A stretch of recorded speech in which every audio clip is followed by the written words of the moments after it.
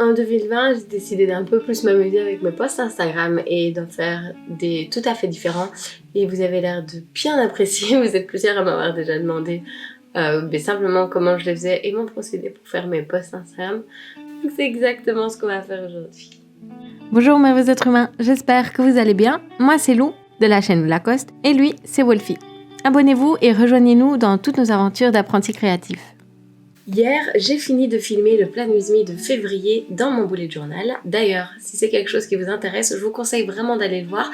Il est quelque part ici dans le i, mais il est de toute façon en description en dessous.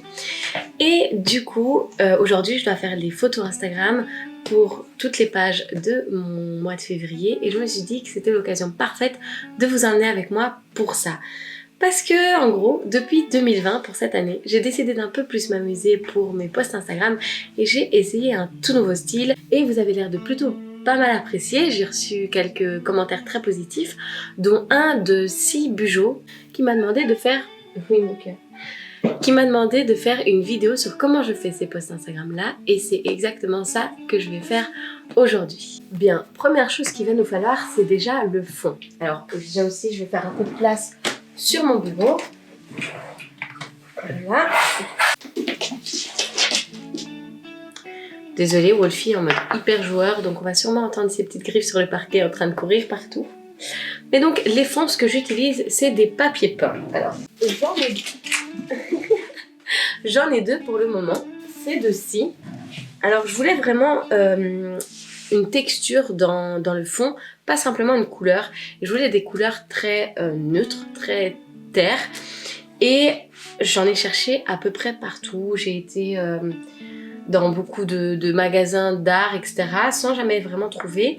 Et puis, c'est en regardant une vidéo de quelqu'un qui expliquait comment elle faisait des fonds elle-même avec des plaques de bois de chez Brico et ce genre de choses, que du coup j'ai voulu le faire et j'ai été chez Brico et le premier rayon qu'on voyait qui était affiché en grand, c'était celui des papiers peints et il y avait ceci qui donne vraiment un effet presque argile que j'aime beaucoup et ils avaient beaucoup de couleurs qui étaient merveilleuses, donc, toujours dans des tons très neutres.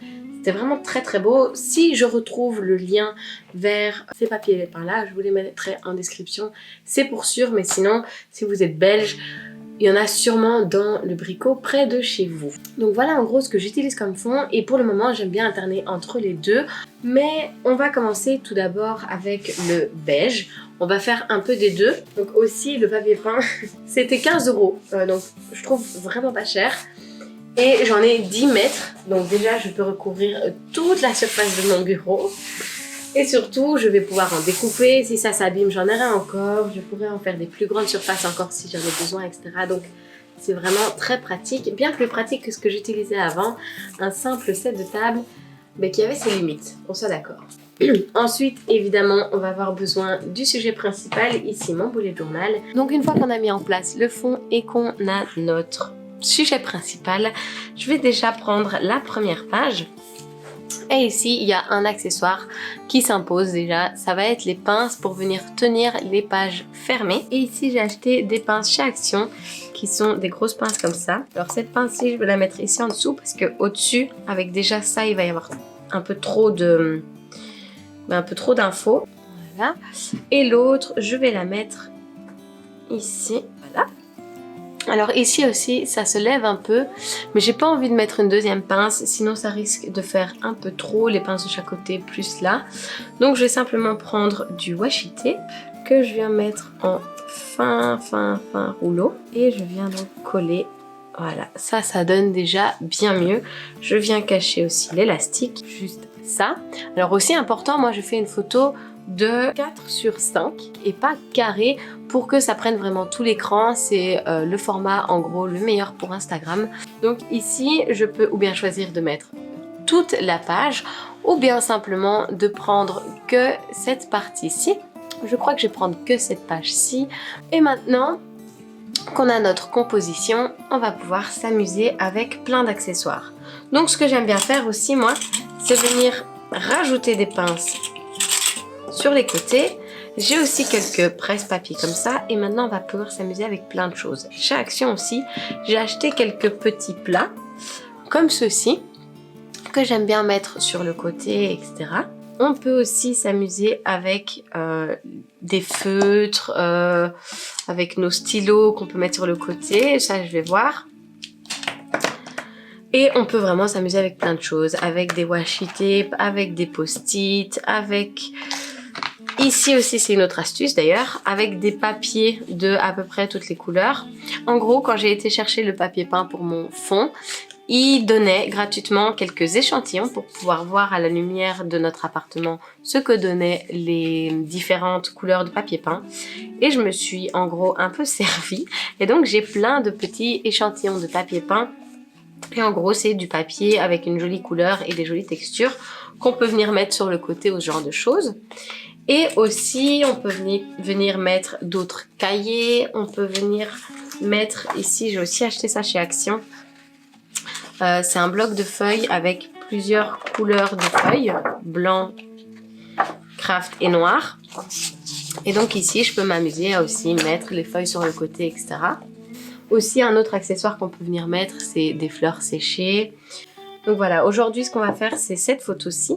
Maintenant que j'ai cette première petite composition, je vais m'amuser avec tous les accessoires.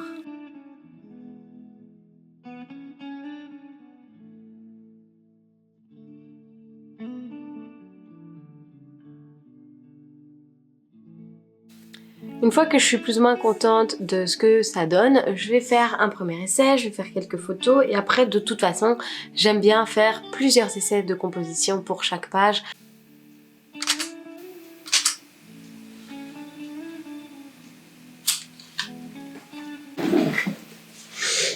Ici, ce que je vais faire, c'est que je voudrais en fait qu'on voit bien que c'est coupé.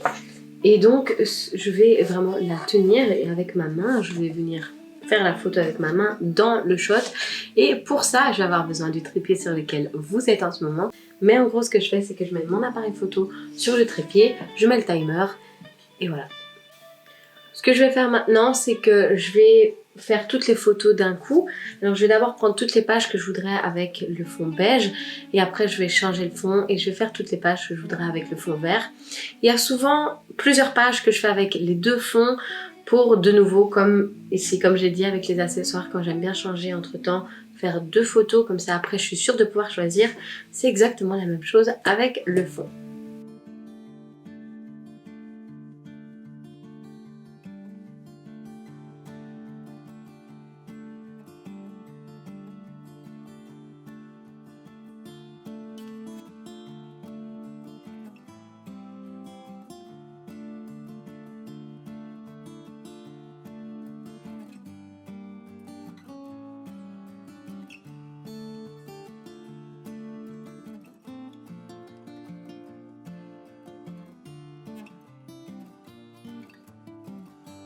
Ok, une fois que j'ai fait toutes les photos, toute première chose que je dois faire, ça va être d'importer mes photos sur mon iPad. J'utilise un adaptateur pour clé SD, enfin pour carte SD.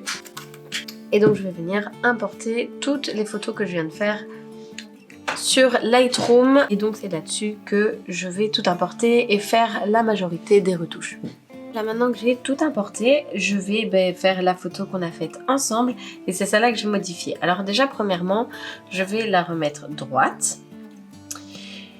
Et je ne vais pas la cropper tout de suite, je vais d'abord venir faire la géométrie. Alors la géométrie, ça va servir à faire que l'angle soit meilleur. Et pour ça, sur Lightroom, il y a vraiment un outil merveilleux qui est celui-ci dans la géométrie. Et je vais simplement venir marquer les coins, tous les bords. Et Lightroom tout seul va venir les mettre parallèles. Et comme vous voyez, la photo est devenue bien droite. Et maintenant, je vais pouvoir venir la cropper en 4:5 et venir faire exactement la mise en page que je voudrais. Et puis maintenant, je vais m'occuper des couleurs. Alors, toute première chose que je fais, c'est je viens faire la balance des blancs. Donc, ici, dans les couleurs, je prends la petite pipette et je viens la mettre sur ce qui est censé être blanc. Bon, après, il y a quelques reflets par endroit, donc je viens aussi voir là où ça me paraît le plus correct. Voilà, pour moi, ça, c'est plus ou moins correct. Je viens aussi mettre déjà un peu plus clair les blancs, tout exposer un peu plus, faire que les noirs soient aussi un peu plus noirs. Ici je trouve que la photo est un peu trop verte par contre, donc je préfère comme ça, voilà. Je viens aussi ajouter de la netteté. Maintenant que j'aime bien ça, je vais aller dans couleur.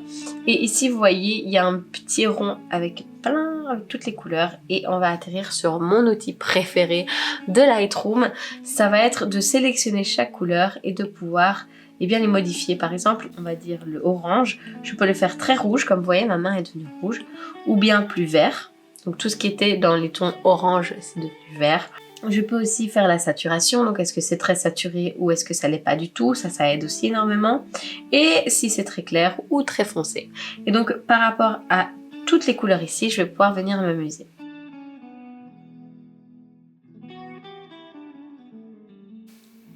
Donc voilà, une fois que je suis satisfaite avec le rendu final de ma photo, je viens la comparer dans mon album avec toutes les autres photos d'Instagram 2020, voir si les couleurs correspondent, si elle n'est pas beaucoup plus rose, beaucoup plus claire, beaucoup plus verte, ce genre de choses.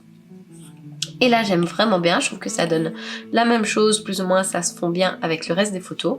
Donc ce que je vais faire, c'est que je vais copier les paramètres de cette photo-ci et les coller sur toutes les photos avec fond beige. Je vais aussi modifier les photos avec fond vert et copier les mêmes réglages sur toutes les photos avec fond vert. Et puis je vais passer sur Procreate pour faire la toute dernière touche de magie.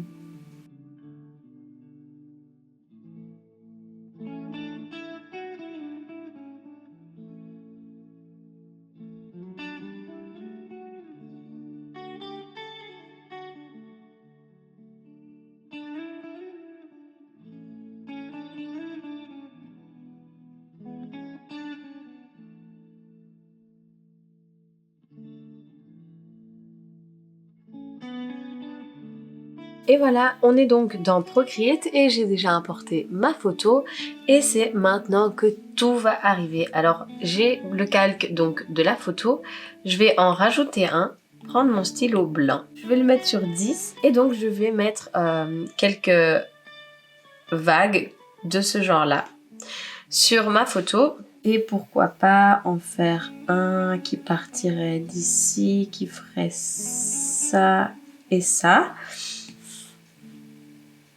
Non. Donc voilà, en gros maintenant je vais un peu jouer et je vais essayer de placer mes courbes blanches pour voir où est-ce que ça donne le mieux.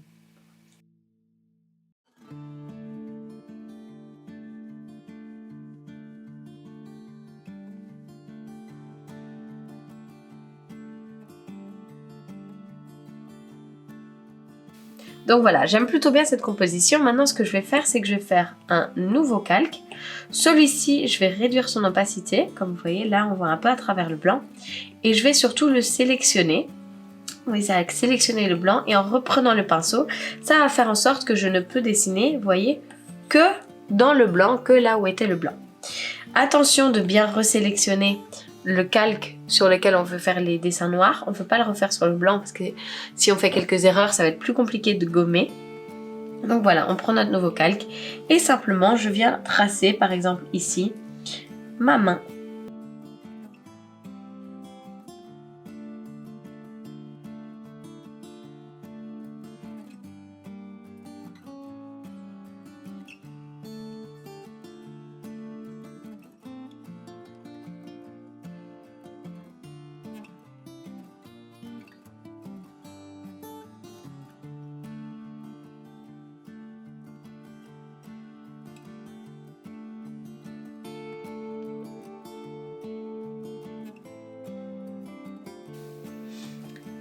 Donc voilà en gros ce que ça donne une fois que j'ai fini mon post. Voilà à quoi ressemble. Donc à chaque fois je cache quelques parties avec du blanc et je viens les redessiner avec une simple ligne noire.